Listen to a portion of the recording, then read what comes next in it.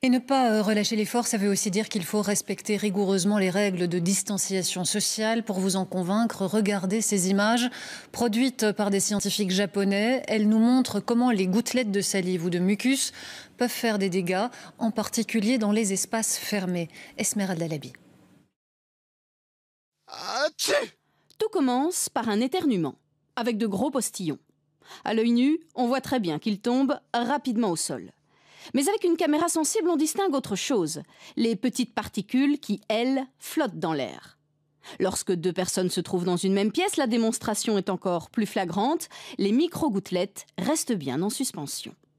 マイクロ飛沫、小さな粒子の中にもたくさんのですね、生きたウイルスがいて、大きな声での会話、あるいは激しい息遣い、そういった中でですね、このマイクロ飛沫ができて、それが近くの人、その人が吸い込むことによって、 Un simple éternuement peut projeter 100 000 gouttelettes. Pour les spécialistes, cette démonstration prouve la principale voie de transmission des virus grippaux.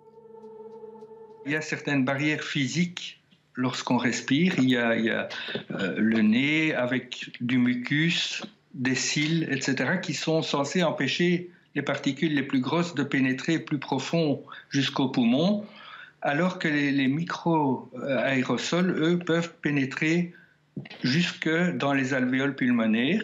Autre expérience dans le même style, 10 personnes sont rassemblées dans une pièce. L'une d'elles tousse. Les grosses gouttes en vert et bleu finissent au sol en moins d'une minute. Les micro-gouttelettes en rouge continuent de flotter jusqu'à 20 minutes.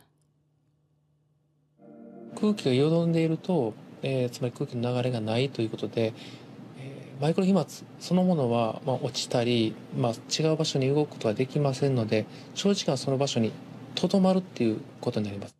Bref, pour diminuer les risques, il faut ouvrir les fenêtres, accélérer la circulation de l'air. Les scientifiques japonais parlent d'1 heure pour limiter l'infection. Par contre, ils n'ont pas analysé la durée de vie du virus dans les micro-gouttelettes. Or, on le sait, ce qui est infime se dessèche rapidement et ce genre de virus supporte mal le dessèchement.